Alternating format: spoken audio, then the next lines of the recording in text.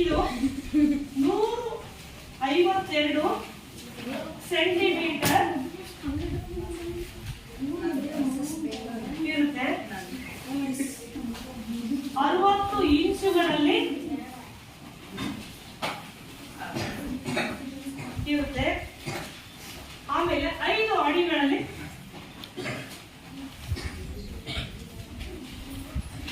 ತೇಗುತ್ತದೆ.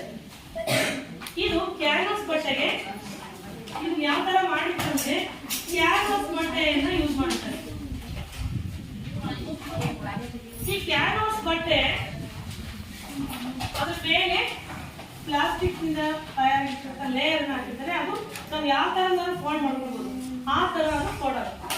ಹಂಗಾಗಿ ನಾವು ದೇಹದ ಅಳತೆಯನ್ನು ತಗೊಳ್ಳಕ್ಕೆ ತುಂಬಾ ಅನುಕೂಲಕರವಾಗಿ ಇರುತ್ತೆ. ಇದು ಒಂದು ಕ್ಯಾನ್ವಾಸಿನ ಒಂದು ತುದಿಗೆ ಲೋಹದಿಂದ ಅರ್ಧ ಇಂಚು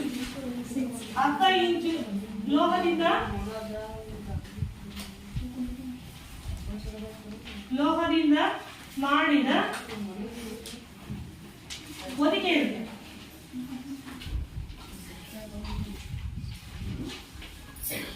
ಇನ್ನೊಂದು ಕಡೆಗೆ 3 ಇಂಚು ಲೋಹದ ಹೊದಿಕೆ ಇರುತ್ತೆ. ಯಾಕೆ ಮಾಡಿದ್ದಾರೆ ಅಂದ್ರೆ ಈ ಲೋಹದ ಹೊದಿಕೆ ಆ ಒಂದು ನಂಬರ್ಗಳನ್ನು ಅಳಿಸಬಾರದು ದೃಷ್ಟಿಯಿಂದ 2 ಎಂಟಿಗೆ ಲೋಹದಿಂದ ಮಾಡಿರ್ತಕ್ಕಂಥ ಹೊದಿಕೆಗಳನ್ನ ಹಾಕಿದ್ದಾರೆ. ಒಂದು ಎರಡನೇದು ನಾವು ಪ್ಯಾಂಟ್ ಅನ್ನು ಹೊಲಿಬೇಕಾದ್ರೆ ನಾವು 3 ಇಂಚು ಶೇಪ್ ತೆಗಿಬೇಕಂದಾಗ ಆ ಇದನ್ನ ಇಟ್ಕೊಂಡು ತೆಗಿತಾರೆ. ಲೋಹದ ಒಂದು ಇದನ್ನ ಇಟ್ಕೊಂಡು ನಾನು ಒಂದು ನಿಮಗೆ ತೋರಿಸ್ತೀನಿ. ಇದು ಟೇಪು.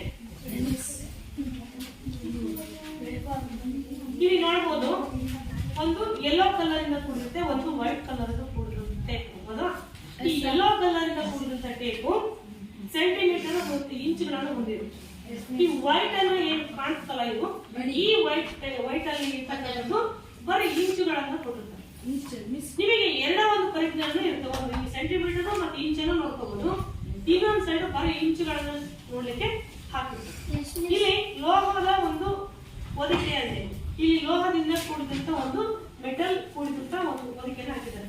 ಇನ್ನೊಂದು ಸೈಡು ಇಲ್ಲಿ ಸಹಿತ ಮೆಟಲ್ ಇಂದ ಕೂಡಿದಂತ ಹೊದಿಕೆಯನ್ನು ಹಾಕಿದ್ದಾರೆ. ಇಲ್ಲಿ 3 ಇಂಚುಗಳನ್ನ ಕೂಡಿರುತ್ತೆ. ಇಲ್ಲಾಂದ್ರೆ 8 ಸೆಂಟಿಮೀಟರ್ ಇರುತ್ತೆ. ಕಾಣಿಸ್ತಾ 3 ಇಂಚು 8 ಸೆಂಟಿಮೀಟರ್ 8 3 ಇಂಚು 8 ಕಾಣಿಸ್ತಾ ನೋಡಿ. ಈ ತರ ಮೆಜರ್ಮೆಂಟ್ ಅನ್ನ ಕೊಟ್ಟಿದ್ದಾರೆ. ಯಾಕೆ ಇಷ್ಟು ಸುಲಭವಾಗಿ ನಮಗೆ ಮೆಜರ್ಮೆಂಟ್ ತಗೊಳಕ್ಕೆ ಕೊಟ್ಟಿದ್ದಾರೆ ಅಂತಂದ್ರೆ ಒಬ್ರು ಯಾರು ಬರ್ತೀರಾ ತೋರಿಸ್ತೀನಿ. ಒಬ್ರು ಬರ್ರಿ ಯಾರು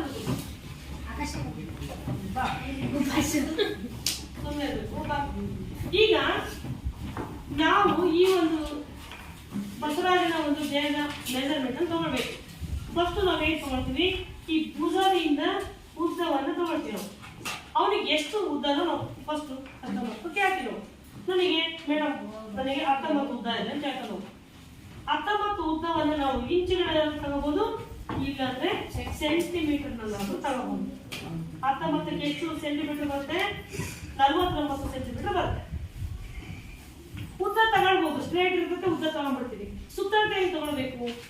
ಈ ಭುಜವನ್ನ ಈ ತರ ನಾವು ಪ್ರೊಟೆಕ್ಷನ್ ಮಾಡ್ಕೊಂಡ್ಬಿಟ್ಟು ಈ ಒಂದು ಎಲ್ಬೋದಿಂದ ಭುಜದ ಎಲ್ಬೋದಿಂದ ಈ ಒಂದು ಭುಜದ ಎಲ್ಬೋದವರೆಗೆ ನಾವು ಭುಜವನ್ನು ತಗೊಳ್ತೀವಿ. ಅವಾಗ ನಮ್ಮ ಮೆಜರ್ಮೆಂಟ್ ಹೊಲಿಯೋದೈತಲ್ಲ ಎಲ್ಲೂ ತಪ್ಪಾಗಲ್ಲ, ಪರ್ಫೆಕ್ಟ್ ಆಗಿ ಸ್ಟಿಚಿಂಗ್ ಬರುತ್ತೆ. ಈಗ ಕೊರಳ ಸುತ್ತಳತೆ ತಗೋಬೇಕು. ಕೊರಳ ಸುತ್ತಳತೆ ತಗೋಬೇಕಂದಾಗ ನಾವೇನ್ ಮಾಡ್ತೀವಿ, ಈ ಅರ್ಧ ಇಂಚ್ ಹಾಕಿ ತಗೊಳ್ತೀವಿ. ಯಾಕೆಂದ್ರೆ ಅದು ಪ್ರೊಟೆಕ್ಷನ್ ಆಗುತ್ತೆ ನಮ್ಮ ಕೊರಳಿಗೆ. ಹೌದಾ? ಈಗ ನಾವು ಲಾಂಗ್ ಸ್ಕೇಲ್ ಅನ್ನು ತಗೊಂಡು ಪ್ರೊಟೆಕ್ಷನ್ ಮಾಡಬೇಕಾ ಅದು ಮೆಜರ್ಮೆಂಟ್ ಇಲ್ಲ ಅಂತ ಹೇಳಲ್ಲ, ಮಾಡ್ತಾರೆ. ಅದಕ್ಕೋಸ್ಕರ ಎಲ್ಲಿ ಯಾವುದನ್ನು ಯೂಸ್ ಮಾಡಬೇಕು ಅನ್ನೋ ಒಂದು ಪರಿಜ್ಞಾನವನ್ನು ನಾವು ತಿಳ್ಕೋಬೇಕಾಗುತ್ತೆ. ಇವನ ಒಂದು 11 ಇದೆ. 11 ಅಂದ್ರೆ ಎಷ್ಟು ಸೆಂಟಿಮೀಟರ್ ಬರುತ್ತೆ? 28 ಸೆಂಟಿಮೀಟರ್ ಬರುತ್ತೆ ಕೊರಳ ಸುತ್ತಳತೆ. ಈಗ ನಾವು ತೋಳನ ಕೊಲಿಸ್ಕೊಳ್ಬೇಕಂದ್ರೆ ಈ ಒಂದು ಮಣಿ ಕಟ್ಟಿನಿಂದ ಅವ್ರಿಗೆ ಎಷ್ಟು ಉದ್ದ ಬೇಕು, ಸ್ಟ್ರೇಟ್ ಇರ್ತಾರೆ ಕೈ, ಎಷ್ಟು ಉದ್ದ ಬೇಕು, ಲಾಂಗ್ ಬೇಕಂದ್ರೆ ಲಾಂಗು, ಎಲ್ಬೋ ಬೇಕಂದ್ರೆ ಎಲ್ಬೋ, ಶಾರ್ಟ್ ಬೇಕಂದ್ರೆ ಶಾರ್ಟ್. ನಾವು ಯಾವ ತರ ಮೆಜರ್ಮೆಂಟ್ ಈ ತರ ಸ್ಟ್ರೇಟ್ ಆಗಿ ನಿಲ್ಲಿಸಬೇಕು. ಇವ್ ಬಗ್ಗಿರ್ಬಾರ್ದು, ಯಾವುದೇ ಕಾರಣ ಬಗ್ಗಿರಲ್ಲಿ 1 ಇಂಚ್ 2 ಇಂಚ್ ನಾವು ನೋಡ್ತೀವಿ. ಈಗ ಎದೆ ಸುತ್ತಳತೆ ತಗೊಳ್ಬೇಕು. ಎದೆ ಸುತ್ತಳತೆ ತಗೊಳ್ಬೇಕಂದಾಗ ನಾವು ದೇಹವನ್ನ ಬಳಸ್ತೀವಿ. ಸುತ್ತ ಈ ಕಂಕಣದಿಂದ ಇಲ್ಲಿವರೆಗೆ ತಗೊಂಡ್ರೆ ಇದನ್ನ ಎಲೆ ಸುತ್ತಂತೆ ಅಂತೀವಿ. ಇವನ್ನ ಎಲೆ ಸುತ್ತಂತೆ 25. ನೆಕ್ಸ್ಟ್ ಸೊಂಟ ಬಂದು 21 ಇದೆ. ಇನ್ನು ಆಸನ, ಈ ಪ್ಯಾಂಟಿಗೆ ನೀವು ಶರ್ಟ್ ಹೊಲಿಬೇಕಾದ್ರೆ ಇದೇ ತರನೇ ಮೆಜರ್ಮೆಂಟ್ ತಗೊಳ್ಳೋದು. ಆಸನ ಒಂದು 28 ಇದೆ.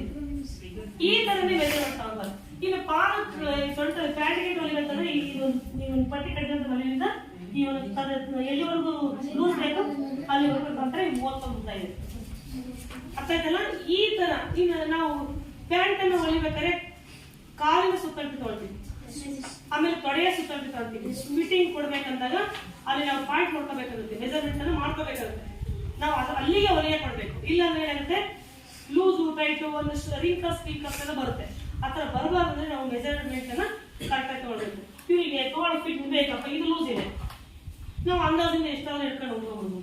ನಾವು ಫಿಟ್ ಟೈಟಿಂಗ್ ಬೇಕು, ಯಾವ್ದು ಬರುತ್ತೆ, ಟಿ ಶರ್ಟ್ ಬರುತ್ತೆ, ಟಿ ಶರ್ಟ್ಗೆ ಫಿಟ್ ಇರುತ್ತೆ.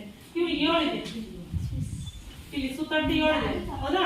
ನಾವು ಅದನ್ನ ಕರೆಕ್ಟಾಗಿ ಇಟ್ಕೊಂಡು ಸ್ಟಿಚ್ ಮಾಡಿದಾಗೆ ಅಲ್ಲಿ ಎಲ್ಲೂ ವಿನ್ಕಸ್ ಬರಲ್ಲ, ಕರೆಕ್ಟ್ ಫಿಟ್ಟಿಂಗ್ ಕೊಡ್ಬೋದು. ಅರ್ಥ ಆಯ್ತಲ್ಲ? ಈ ತರ ಮೆಜರ್ಮೆಂಟ್ ಅನ್ನು ನಾವು ತಗೊಳ್ಬೇಕಾಗುತ್ತೆ. ಅದಕ್ಕ ಈ ಒಂದು ಟೇಪ್ ಯೂಸ್ ಆಗುತ್ತೆ. ನಾವು ಲಾಂಗ್ ಆಗಿರ್ತಕ್ಕಂಥ ಟೇಪ್ ಅನ್ನ ತಗೊಂಡು ದೇವರ ಅಡಿಕೆನ ತೆಗಿಲಿಕ್ಕೆ ಆಗಲ್ಲ. ಪುಸ್ತಕದಲ್ಲಿ ನಾವು ಮೆಜರ್ಮೆಂಟ್ ಅನ್ನ ಹಾಕ್ಲಿಕ್ಕೆ ಆ ಸ್ಕೇಲ್ ಅನ್ನು ಯೂಸ್ ಮಾಡಬಹುದು. ಇದು ಓನ್ಲಿ ಟೈಲರಿಂಗ್ ಪರ್ಪಸ್ ಗೆ ಮಾಡ್ತಕ್ಕಂಥ ಒಂದು ಟೇಪ್. ಆಯ್ತಾ? ಇನ್ನು ನೆಕ್ಸ್ಟ್ ನಿಮಗೆ ಮಾರ್ಕಿಂಗ್ ಚಾರ್ಟ್ ಅಂತ ಹೇಳಿದ್ರು. ನಾನು ಎಲ್ಲಾ ಕಲ್ಲಲ್ಲೂ ಸಿಗುತ್ತೆ ಮಾರ್ಕಿಂಗ್ ಚಾರ್ಟ್ ಅಂತ ಹೇಳಿದೆ, ಹೌದಾ? ಇದು ಚೌಕಾಕಾರದಲ್ಲಿ ಇರ್ತಕ್ಕಂಥ ಒಂದು ಮಾರ್ಕಿಂಗ್ ಚಾರ್ಟ್. ಒಂದು ತೋರಿಸ್ತೀನಿ ನಿಮಗೆ, ಹೌದಾ? ನೀವು ಎಲ್ಲಾ ಕಲರ್ಗಳಲ್ಲೂ ಇದೆ, ಎಲ್ಲೋ ಇದೆ, ವೈಟ್ ಇದೆ, ಆರೆಂಜ್ ಇದೆ. ಇದು ಒಂದು ಮಾತಾಡಬೇಡ್ರಿ ನೀವು. ಇದು ಒಂದು ಪ್ಯಾಕ್ ಅಲ್ಲಿ ಸಿಗುತ್ತೆ. ನಮಗೆ ಸಿಂಗಲ್ ಬೇಕಂದ್ರೆ ನಾವು ತಗೊಳ್ಬಹುದು ಶಾಪಲ್ಲಿ, ನಮ್ಮ ಓನ್ ಯೂಸಿಗೆ. ನಿಮಗೆ ತೋರಿಸೋ ಸಲುವಾಗಿ ನಾವು ತಗೊಳ್ಬೇಕು. ಇದು ಬ್ಲೂ ಕಲರ್ ಅಂತಕ್ಕಂಥ ಒಂದು ಮಾರ್ಕಿಂಗ್ ಚಾರ್ಟ್. ಈ ಚಾಕನ್ನು ಯಾವ ಕಲರ್ ಅಲ್ಲಿ ತಯಾರು ಮಾಡ್ತಾರಂತ ಅದನ್ನ ಜೇಡ್ ಬೆಣ್ಣ ಯೂಸ್ ಮಾಡ್ತಾರೆ, ಕಲರ್ ಯೂಸ್ ಮಾಡ್ಕೊಂಡು ಈ ಒಂದು ಚಾಕನ್ನು ಯೂಸ್ ಮಾಡ್ತಾರೆ. ಇದನ್ನ ಯಾಕೆ ನಾವು ಕಟ್ಟಿಗೆಗೆ ಬಳಸ್ಬೇಕಂದಾಗ, ಡಯಾಗ್ರಾಮ್ ಹಾಕಿ ಬಳಸ್ಬೇಕಂದಾಗ ಇದು ಆ ಬಟ್ಟೆ ಮೇಲೆ ಉಳಿಯಲ್ಲ, ತಾತ್ಕಾಲಿಕ ಅಷ್ಟೇ ಅದು ಮಾತಾಡುತ್ತೆ, ಆಮೇಲೆ ಅದು ಹೋಗ್ಬಿಡುತ್ತೆ. ಹಂಗಾಗಿ ಬಟ್ಟೆ ಮೇಲೆ ಕಲಿಯಲ್ಲ. ಆ ಉದ್ದೇಶದಿಂದ, ಆ ಪರ್ಪಸ್ಗೋಸ್ಕರನೇ ಈ ಮಾರ್ಕಿಂಗ್ ಚಾರ್ಟ್ ಅನ್ನ ನಾವು ಬಟ್ಟೆ ಕಟ್ ಮಾಡ್ಬೇಕಾದ್ರೆ ಮತ್ತೆ ಪೇಪರ್ ಕಟ್ ಮಾಡ್ಬೇಕಾದ್ರೆ ಹಾಕ್ಬೇಕು. ನಾವು ಒಂದು ಪಕ್ಷ ಅದು ರಿಮೂವ್ ಮಾಡ್ಬೇಕಂದ್ರೆ ಸ್ವಲ್ಪ ತಿಳಿಸಿ ತಗೊಳ್ಬಿಟ್ರೆ ಅದು ಹೋಗ್ಬಿಡುತ್ತೆ. ಬಟ್ಟೆ ತೊಳೆದಾಗೂ ಅದು ಇರಲ್ಲ. ಇಲ್ಲ ಅಂದ್ರೆ ಪೆನ್ನು, ಸ್ಕೆಚ್ ಪೆನ್ನು ಅವನ್ನೆಲ್ಲ ಯೂಸ್ ಮಾಡಿದ್ರೆ ಅದು ಕಲೆ ಹಂಗೆ ಇರುತ್ತೆ. ನೀವು ವೈಟ್ ಬಟ್ಟೆಗೆ ಮಾರ್ಕ್ ಮಾಡಿದ್ರೆ ಆ ಕಲೆ ಹೋಗೋದೇ ಇಲ್ಲ. ನೀವು 2 ಡಬಲ್ ಮಾರ್ಕ್ ಮಾಡಿದ್ರೆ ಇನ್ನೊಂದು ಮಾರ್ಕ್ ಹಂಗೆ ಇರ್ತದೆ. ಅದಕ್ಕೋಸ್ಕರನೇ ಈ ಒಂದು ಚಾರ್ಟ್ ಅನ್ನು ಯೂಸ್ ಮಾಡ್ತೀವಿ. ಇದು ಎಲ್ಲ ತ್ರಿಕೋನ ಆಕಾರದಲ್ಲಿ ಸಿಗುತ್ತೆ. ಈ ಮಾರ್ಕಿಂಗ್ ಚಾಕು ಎಲ್ಲ ಕಲರ್ ಶೇಪ್ ಅಲ್ಲೂ ಸಿಗುತ್ತೆ. ಈ ತರ ಶೇಪ್ ಅಲ್ಲೂ ಸಿಗುತ್ತೆ, ಟ್ರಯಾಂಗಲ್ ಶೇಪ್ ಅಲ್ಲಿ, ಮತ್ತೆ ಆಯತಾಕಾರದಲ್ಲಿ ಸಿಗುತ್ತೆ, ಚೌಕಾಕಾರದಲ್ಲಿ ಸಿಗುತ್ತೆ, ರೌಂಡ್ ಅಲ್ಲಿ. ಆಯ್ತಾ? ಇದು ಇಲ್ಲಿ ನಿಮಗೆ ಮ್ಯಾಥಮೆಟಿಕ್ಸ್ ಬಂತು, ಹೌದಾ? ತ್ರಿಕೋನ, ಆಯತ, ಚೌಕ, ಸರ್ಕಲ್, ಇಲ್ಲಿ ಒಂದಕ್ಕೊಂದು ಸಬ್ಜೆಕ್ಟ್ ಲಿಂಕ್ ಇದೆ, ಹೌದಾ? ಈ ನಾವು ಈ ಇದರಲ್ಲಿ ನಾವು ಒಂದು ಅಳತೆಯನ್ನು ನೋಡ್ಕೋಬಹುದು. 2 ಭುಜಗಳು, 2 ಕೋನಗಳು ಸಮನಾಗಿ ಈಕ್ವಲ್ ಭುಜಗಳಿದ್ರೆ ಚೌಕ ಅಂತೀವಿ. 2 ಭುಜಗಳು ಸೇಮ್, ಇನ್ನೆರಡು ಭುಜಗಳು ಸೇಮ್ ಇದ್ರೆ ಆಯತ ಅಂತ ಕರಿತೀವಿ. ಇಲ್ಲಿ ಯಾವ ಶೇಪಲ್ಲಿ ಇದೆ?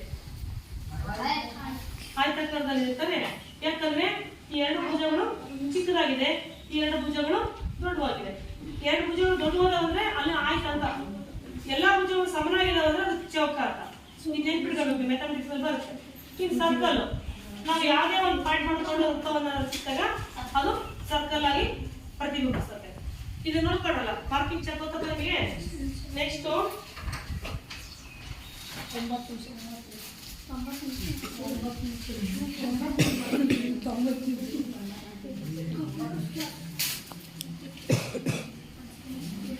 ಇಲ್ಲಿ ಎಲ್ ಸ್ಕೇಲ್, ಇದು ಸಣ್ಣದಾಗಿರ್ತಕ್ಕಂಥ ಎಲ್ ಸ್ಕೇಲು.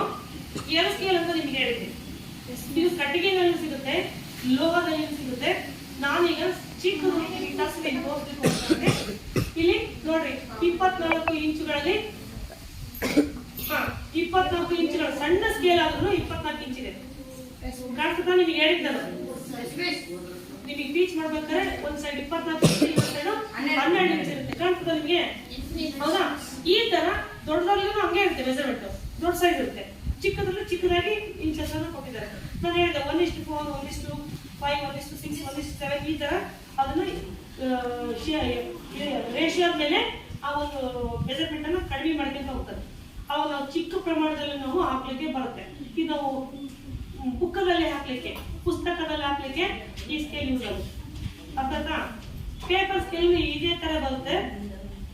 ಇಲ್ಲಿ ಸೆಂಟಿಮೀಟರ್ ಇದೆ, ಈ ಕಡೆಗೆ ಇಂಚ್ ಇದೆ, ನೋಡ್ಕೋಬಹುದು. ಇದು ಇಂಚು, ಇಲ್ಲಿ 36 ಸೆಂಟಿಮೀಟರ್, ಈ ಕಡೆಗೆ 15 ಸೆಂಟಿಮೀಟರ್ ಇದೆ. ಅಂದ್ರೆ ಈ ಕಡೆಗೆ ಎಷ್ಟು ಡಬ್ಬಲ್ ಇದಿರುತ್ತೆ. 18 ಇದೆ 36. ಇಲ್ಲಿ 18 ಸೆಂಟಿಮೀಟರ್, ಈ ಕಡೆ 36 ಸೆಂಟಿಮೀಟರ್, ಈ ಕಡೆ 12 ಇಂಚು, ಈ ಕಡೆಗೆ 24 ಇಂಚು. ಈ ದೊಡ್ಡ ಪ್ರಮಾಣದಲ್ಲಿ ಇದೇ ತರ ಮೆಜರ್ಮೆಂಟ್ ಇರುತ್ತೆ, ಚಿಕ್ಕದ್ರಲ್ಲೂ ಇದೇ ತರ ಮೆಜರ್ಮೆಂಟ್. ಇದನ್ನ ಕಾಟ್ಕೋನ ಅಂತ ಕರಿತೀವಿ. ಚೌಕವನ್ನ ರಚನೆ ಮಾಡಲಿಕ್ಕೆ ನಾವು ಈ ಒಂದು ಇನ್ಸ್ಟ್ರೂಮೆಂಟ್ ಅನ್ನ ಬಳಸ್ತೀವಿ.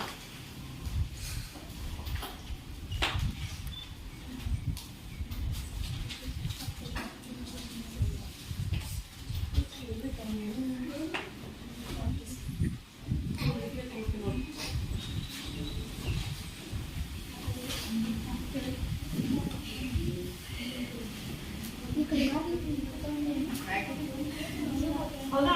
ಮೂಲೆಯನ್ನು ರಚನೆ ಮಾಡ್ಲಿಕ್ಕೆ ಮೂಲೆ, ಕರೆಂಟ್ ಮೂಲೆ ಬರುತ್ತೆ. ಈಗ ನೀವು ಒಂದು ಯಾವ್ದಾದ್ರು ಒಂದು ಚಿತ್ರವನ್ನ ಹಾಕ್ಬೇಕು, ಲಂಬಕೋನ ಹಾಕ್ಬೇಕು. ನೀವು ನಾವು ಇದನ್ನ ಕರೆಕ್ಟ್ ಬಿಟ್ರೆ ಲಂಬಕೋನ ಕರೆಕ್ಟ್ ಆಗುತ್ತೆ. ಹೌದಾ? ಬಟ್ಟ ಕಟ್ ಮಾಡ್ಬೇಕಾದ್ರೂ ನಾವು ಕರೆಕ್ಟ್ ಆಗಿ ಕಾರ್ನರ್ ತಗೊಳ್ಬೇಕಂದಾಗ ಈ ಸ್ಕೇಲ್ ಅನ್ನ ದೊಡ್ಡ ಪ್ರಮಾಣದಲ್ಲಿ ಯೂಸ್ ಮಾಡ್ತಾರೆ, ಚಿಕ್ಕ ಪ್ರಮಾಣದಲ್ಲಿ ಯೂಸ್ ಮಾಡ್ತಾರೆ. ಇದು ಚಿಕ್ಕ ಪ್ರಮಾಣದಲ್ಲಿ ಪುಸ್ತಕದಲ್ಲಿ ಡಯಾಗ್ರಾಮ್ ಹಾಕ್ಲಿಕ್ಕೆ ನಾವು ತಗೊಳ್ತೀವಿ. ದೊಡ್ಡದಂದ್ರೆ ನಾವು ಬಟ್ಟೆಗಳನ್ನ ಹರಡಿ, ಪೇಪರ್ ಅನ್ನು ಹರಡಿ ಅದ್ರ ಮೇಲೆ ಡಯಾಗ್ರಾಮ್ ಹಾಕ್ಲಿಕ್ಕೆ ದೊಡ್ಡ ಸ್ಕೇಲ್ ಅನ್ನು ಯೂಸ್ ಮಾಡ್ತೀವಿ.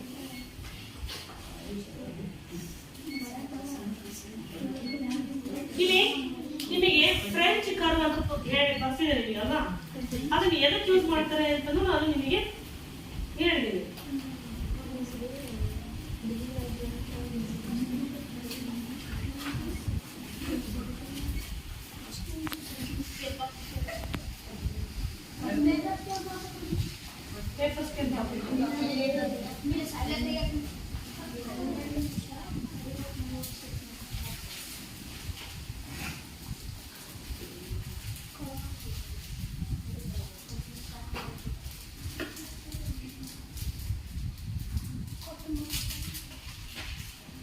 ಇದು ಪ್ಲಾಸ್ಟಿಕ್ ಇಂದ ಮಾಡಿರ್ತಾರೆ.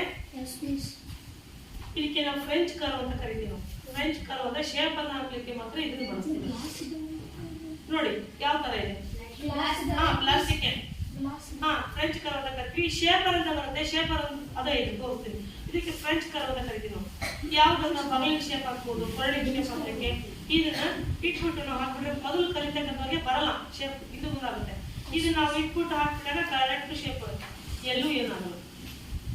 ನಮಗೆ ಕೈಯಿಂದ ಹಾಕ್ಬೇಕಾದ್ರೆ ಒಂದ್ ಸ್ವಲ್ಪ 1 ಸೆಂಟಿಮೀಟರ್ ಆಚೆ ಹೋಗೋದು, 1 ಸೆಂಟಿಮೀಟರ್ ಸೊಳ್ಳ ಬಡ ಬರ್ಬೋದು. ಇಲ್ಲಿ ಸೊಳ್ಳ ಬಡ ಬರೋ ಚಾನ್ಸಸ್ ಇಲ್ಲ, ಕರೆಕ್ಟ್ ಆಗಿ ಶೇಪ್ ಬರುತ್ತೆ. ಅದಾಯ್ತಾ? ಇದಕ್ಕೆ ಫ್ರೆಂಚ್ ಕರ್ವ್ ಅಂತ ಕರಿತೀವಿ. ನೋಡ್ರಿ, ಒಂದ್ ಸೈಡ್ ಒಂಥರ ಶೇಪ್ ಇದೆ, ಇನ್ನೊಂದ್ ಸೈಡ್ ಇನ್ನೊಂದರ ಶೇಪ್ ಇದೆ. ಇದು ನಿಲ್ಸ್ಕೊಳ್ಳೋಕೆ ಸಹಿತ ಒಂದು ಹ್ಯಾಂಡಲ್ ಇದೆ. ಈ ತರ ಫ್ರೆಂಚ್ ಕರ್ವ್ ಅಂತ ನಾವು ಯೂಸ್ ಮಾಡ್ತೀವಿ. ಇದನ್ನ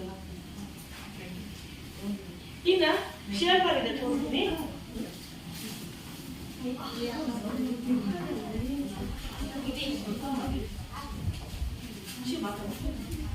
ಇದು ಶೇಪರ್. ನಾವು ದೊಡ್ಡ ಪ್ರಮಾಣದಲ್ಲಿ ಶರ್ಟ್, ನೆಕ್, ಶರ್ಟಿನ ಸ್ಲೀವ್ಸ್ ಹಾಕ್ಬೇಕಾದಾಗ ಈ ಶೇಪರ್ ಅನ್ನ ಯೂಸ್ ಮಾಡ್ತೀವಿ. ಬಗ್ಲಿ ಶೇಪ್ ಕರೆಕ್ಟ್ ಶೇಪ್ ಮಾಡ್ಬಿಟ್ರೆ ಕರೆಕ್ಟ್ ಆಗಿ ಶೇಪ್ ಬರುತ್ತೆ. ಇದಕ್ಕೆ ಶೇಪರ್ ಅಂತಾರೆ. ತಡೀರಿ, ರೆಡಿ ಮಾಡ್ಬಿಡಿ. ಇನ್ನೊಂದಿದೆ, ಇದಕ್ಕೆ ಮೆಜರ್ಮೆಂಟ್ ಕೊಟ್ಟಿದ್ದಾರೆ. ಇಂಚ್ ಇದೆ, ಇಂಚಲ್ಲಿದೆ. ನಾವು ಡಬಲ್ ಮಾಡ್ಬೇಕಂದ್ರೆ ಈ ಕಡೆ ಲೆಫ್ಟ್ ರೈಟ್ ತಗೊಳ್ಬೇಕಂದ್ರೆ ಎರಡನ್ನು ಯೂಸ್ ಮಾಡ್ಕೋಬಹುದು. ಇಲ್ಲಾಂದ್ರೆ ನಾವು ಈ ತರ ಉಲ್ಟಾ ಮಾಡ್ಕೊಂಡು ನಾವು ಶೇಪ್ ಹಾಕ್ಬೋದು. ಇದು ಇಂಚಸ್ ಇದೆ. ನಾವು ಈಗ ಬಗಲಿನ ಆಳವನ್ನು ಇಳಿಸ್ಬೇಕಾಗುತ್ತೆ, ಇದನ್ನ ಕರ್ವ್. ಅವಾಗ ಏನ್ ಮಾಡ್ಬೇಕು, ನಾವು ಇಲ್ಲಿ ಸೆಂಟಿಮೀಟರ್ ಇದೆ, ನಮ್ಗೆ ಎಷ್ಟು ಬೇಕು ಅಷ್ಟು ನಾವು ಇಲ್ಲಿ ಮೆಜರ್ಮೆಂಟ್ ತಗೊಳ್ಬಹುದು. ಸ್ಕೇಲ್ ಯೂಸ್ ಮಾಡ್ಬೇಕಂತ ಏನಿಲ್ಲ. ಇಲ್ಲಿಂದ ತಗೊಂಡಿರ್ತೀವಲ್ಲ ಇಷ್ಟಿಗೆ ಸ್ವಲ್ಪ ಮುಂದೆ ತಗೊಳ್ಬೇಕು. ನಮಗೆ 15 ಸಾಕಂದ್ರೆ 15 ಅರ್ಧ ಸೇರ್ಕೊಂಡು ಅರ್ಧ ನಾವು ಶೇಪ್ ತಗೊಳ್ಬೇಕು. ಇನ್ನು ಸಾಕಷ್ಟು ಇನ್ಸ್ಟ್ರೂಮೆಂಟ್ಸ್ ಇದಾವೆ. ಈಗ ನಿಮಗೆ ನಾನು ಕೆಲವೊಂದು ತರಿಸಿ ನಿಮಗೆ ಹೇಳ್ತಾ ಇರೋದು. ಇನ್ನು ನಿಮಗೆ ಪೇಪರ್ ಸ್ಕೇಲ್ ಒಂದು ಹೇಳ್ಬೇಕು. ನೆಕ್ಸ್ಟ್ ಕ್ಲಾಸ್ ಅಲ್ಲಿ ಪೇಪರ್ ಸ್ಕೇಲ್ ಹೇಳ್ತೇನೆ.